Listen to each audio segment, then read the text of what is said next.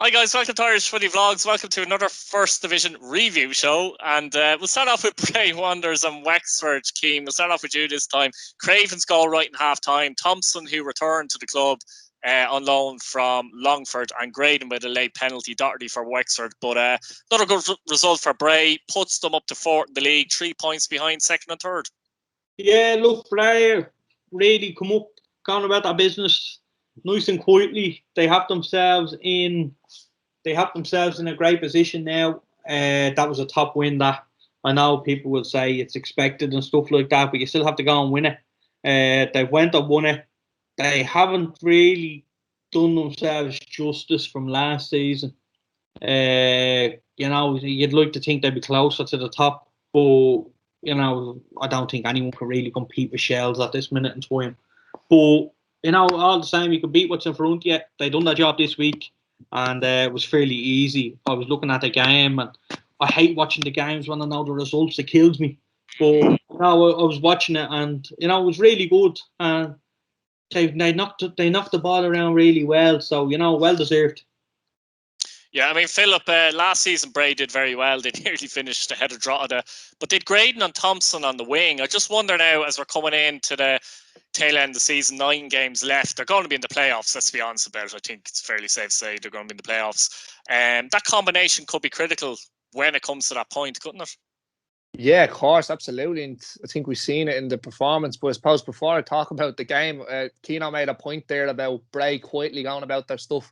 Keith Ryan, Bray, and quiet don't go together in the same sentence. So let's be honest, lads. But look, I think it's well deserved, to be honest with you. And they seem to be getting they seem to look more of a squad now, Keith, than they did say 4 or 5, maybe 6 weeks ago. And they weren't doing too bad then either. But it kind of looked like they were kind of nicking results. But whereas now they're looking like they're starting to really put in good performances. And I suppose the whole way they went about the game, they went about it very positively, and they played some good stuff in spells, and there's no reason why they can't finish higher up than where they are now. Obviously, they won't get near Shells, but they will quietly fancy themselves to finish second, and there's no reason why they can't with the squad they have.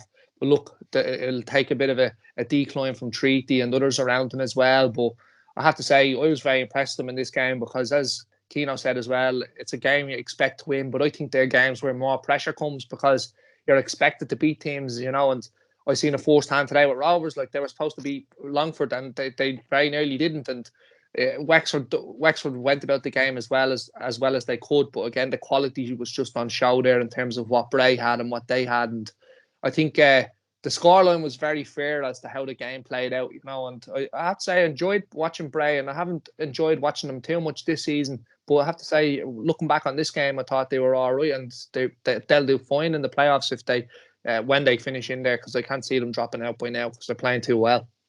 Yeah, Cian, it's difficult to talk about Wexford, to be fair, isn't it? But they've only had 1 win all season. I know there was a bit of a bounce under Ian Ryan, and I'm sure Ian Bryan is a good coach, but he's not a miracle worker either, is he? No, he's not. It's tough, You're always going to be up against it when you're the manager of Wexford. You're never going to be favourite into a game. So that brings its own challenges. But they just need to keep building. I think they have a top underage system, and I know people might get impatient with me saying that and stuff, but it's the only way Wexford are going to come up unless you have this millionaire owner going to come in and look after it, and I can't see that happening. So I think they just need to look to the future, look at the players they have, and start trying to put a squad together that the town can be proud of. Get the fans in the door, start creating a bit of an atmosphere around the club again, and start getting a couple of wins, maybe even a nice little playoff run. I'm not even saying go up or anything like it, but a nice little playoff run where they might even get knocked out in the first or second playoff or something like that. And I think they can really give them something to build on. Yeah, finished Galway 2, Cork City 3, and this probably wasn't even the shock of the weekend, the First Division. We'll get on to the other one later, but Warwood and Bruder scoring for Galway, Place OG, Crowley and young Sean Kennedy with the winner there. And it's a big result, this, for Cork, Philip. I mean, maybe a bigger result for Galway, actually, because Galway have been very mean defensively as well. So I was surprised to concede a 3 in this game. And I know we kind of have a go at Cork and that, rightfully so, but it's more the club. But at the same time, I suppose some of the players have showed a little bit of balls in the last few weeks. They are a young side, and it's something maybe to build on for next season for them, Philip. Yeah, and look, I suppose from looking back on the game, Keith, Galway just weren't themselves. But saying that, it was just they weren't themselves defensively. They were very much in the game and creating chances, but they just defensively they had a nightmare. They had a stinker, and something that happens to some teams sometimes. You know what I mean? And Galway started off very poor this season. We need to remind ourselves of that. And they really did go on a good run for a good few weeks, and they were getting results left, right, and centre.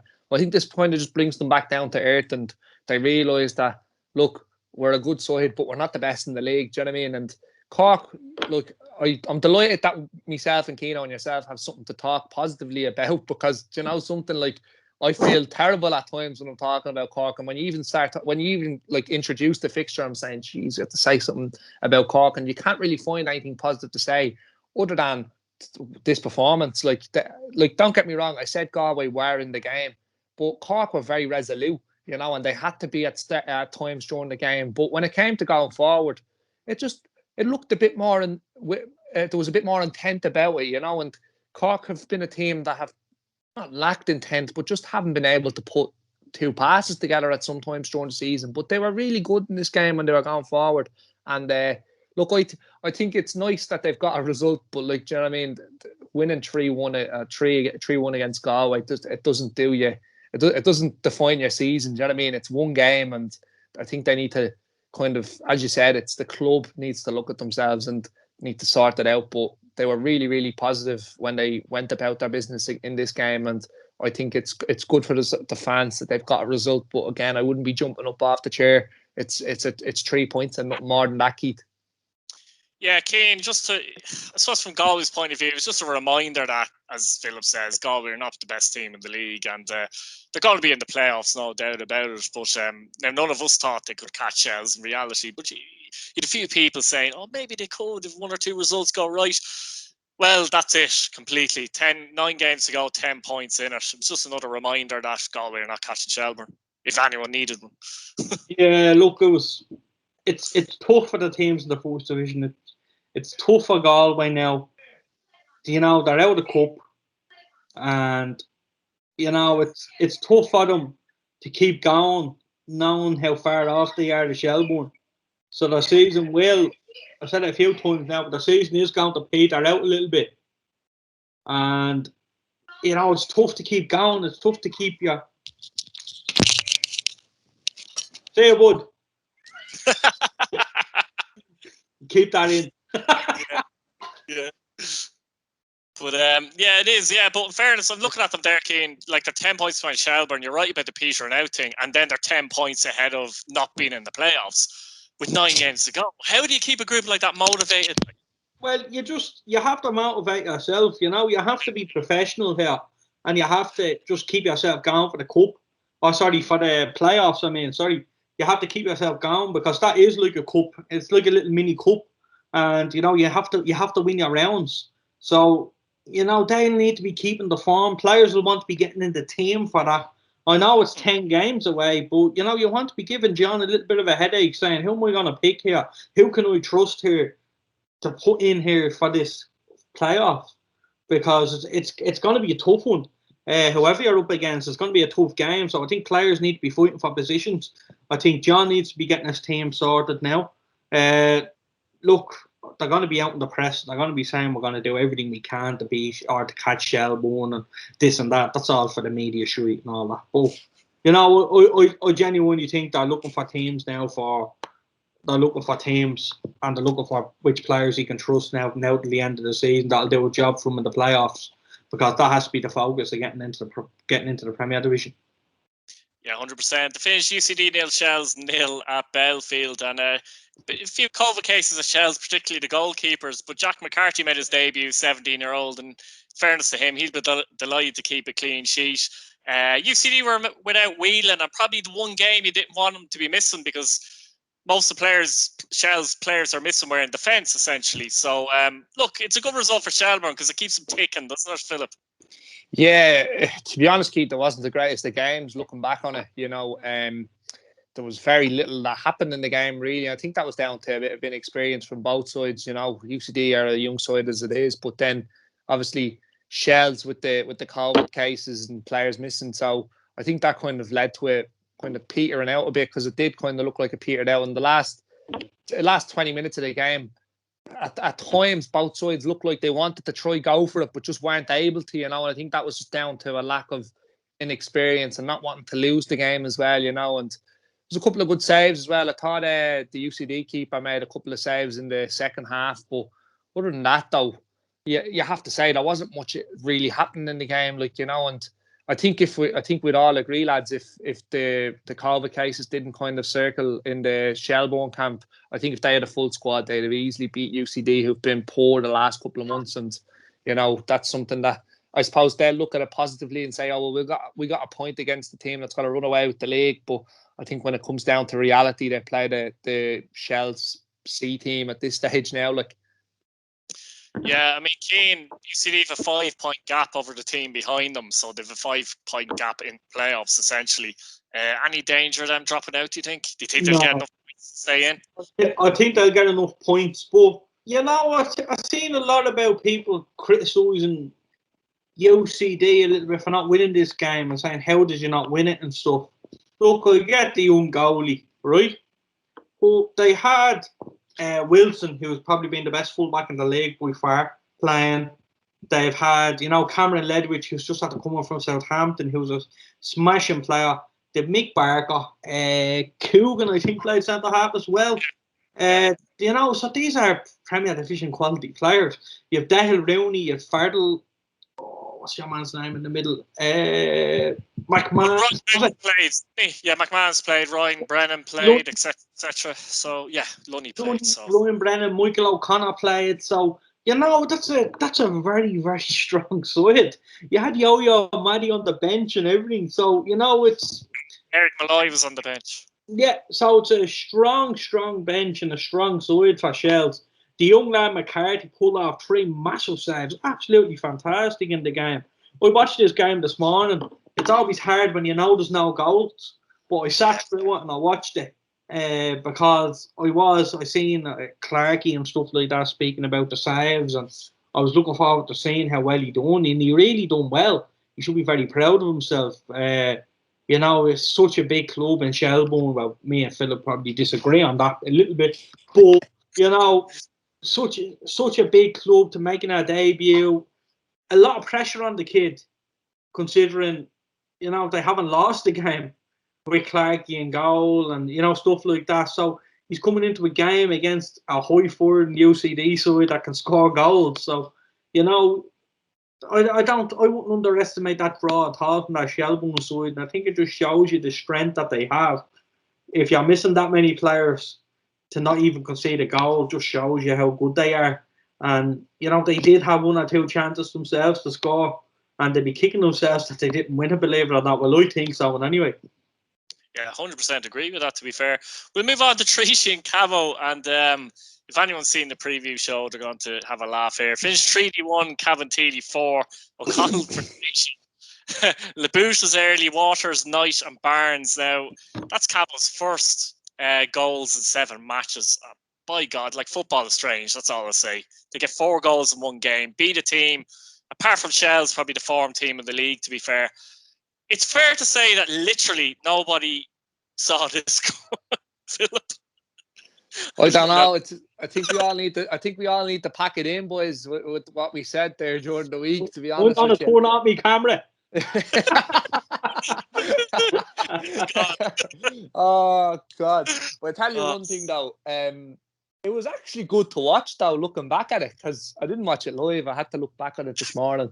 But geez, I tell you one thing, I was shocked as I was watching the game. I knew the result. Like Keno, I don't like watching games and I see the result. I was kind of a lot of time when I know the result in the game, I'll kind of be doing something else while I'm watching it. But it was actually the first 10-15 minutes. And I was saying, you know what, this actually doesn't look like a bad game. And all of a sudden, I turned the other computer off and I was watching the game and I focused on it. Cobh played some smashing stuff. Like, I couldn't believe how well. Like, as I said, I seen them live there against Athlone a few weeks back. And if you'd have told me they'd have went and done that to Treaty, who have been brilliant defensively this season, like, I'd have laughed at you. I said, what are you talking about? And, I'd you love to know, know the odds, by the way. I would have loved to have known what the odds were for that. Even a oh, Cobh.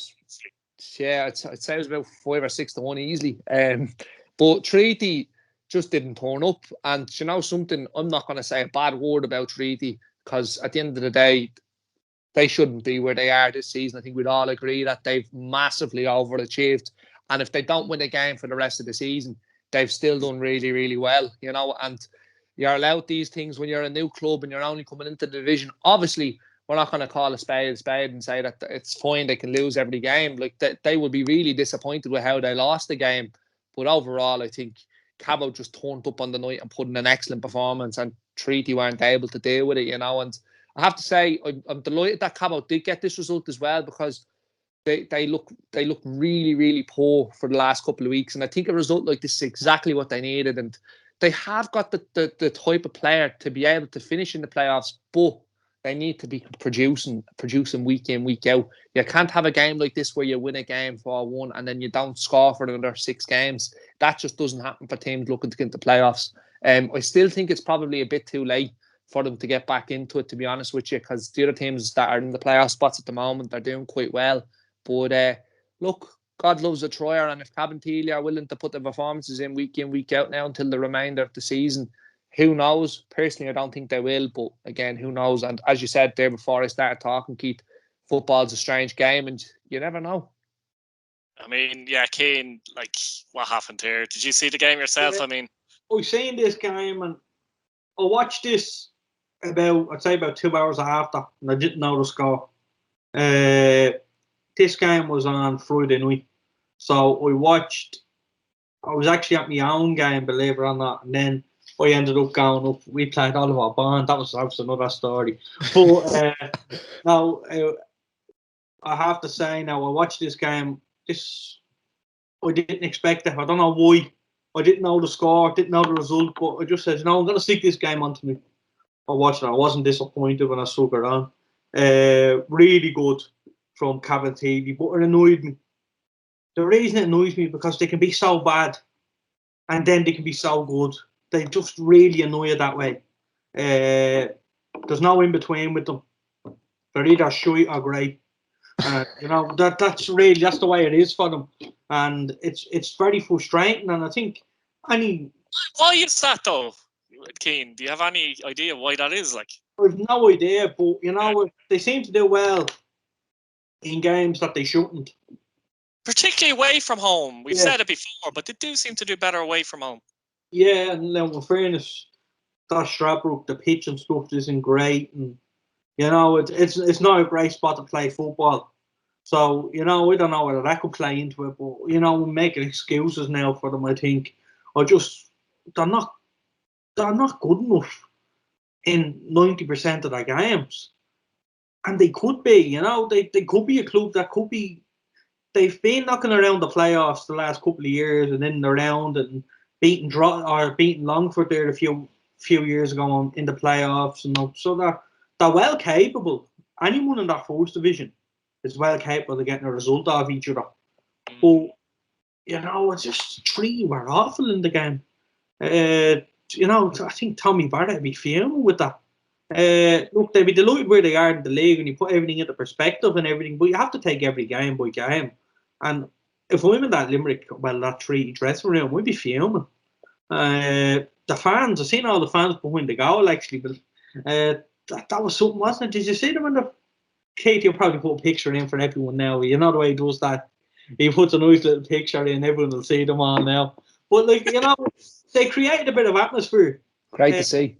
It's great to see fans back and stuff like that. But you know, you look at clubs and stuff, and maybe some clubs are kind of.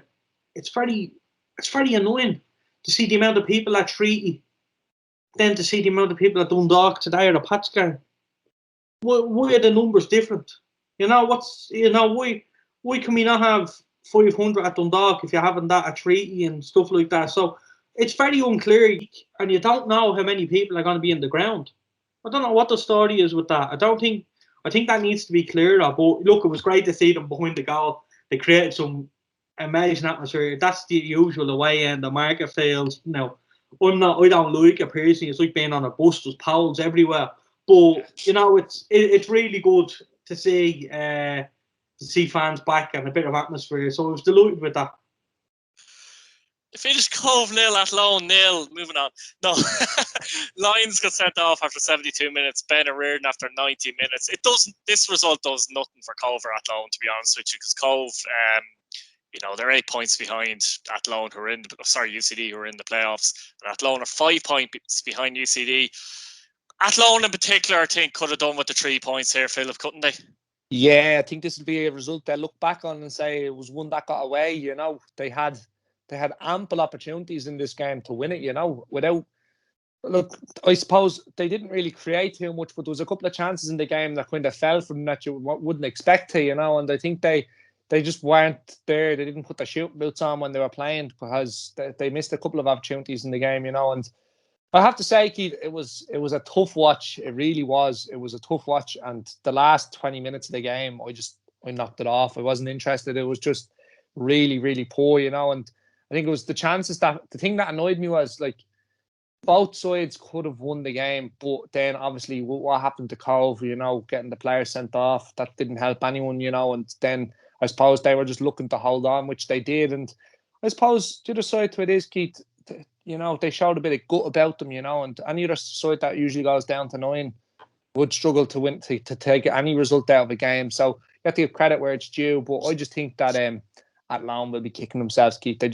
They had ample opportunities there during the game to win it, and they just didn't take them, and they did knock the ball about, but it was kind of like watching Rovers today where they were just side to side and there was no penetration. And, I just think that it was Jamie Hollywood just wasn't at it. He usually is their main man, and I just think, I don't know if it was him or there was someone in midfield that I'm thinking of. I can't think of the player's name who played during the game, but he wasn't really on it at all, and they were kind of looking to go through him and they just weren't able to. And I suppose that just went to show in the scoreline, because they created the chances but they didn't finish, and there was nothing really coming from midfield. So I think they'll be disappointed, but Cove will be delighted that they held on.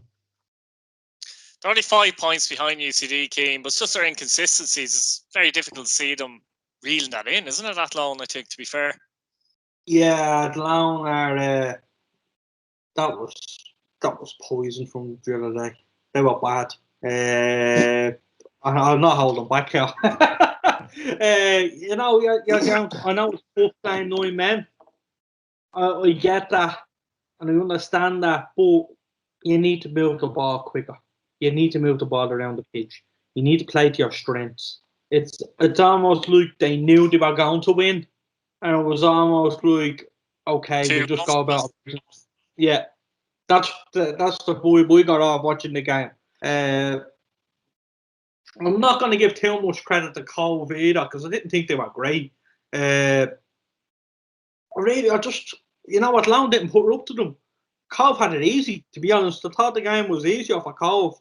It was, I don't know, it was a bad game to watch. I didn't enjoy that now. It put me in a bad mood. Probably a good game to leave at the end. Look, guys, we'll leave it there. Subscribe if you're new. Hit your bell notification button so you don't miss a video, and like the video if you like the content. Cheers, lads. Cheers.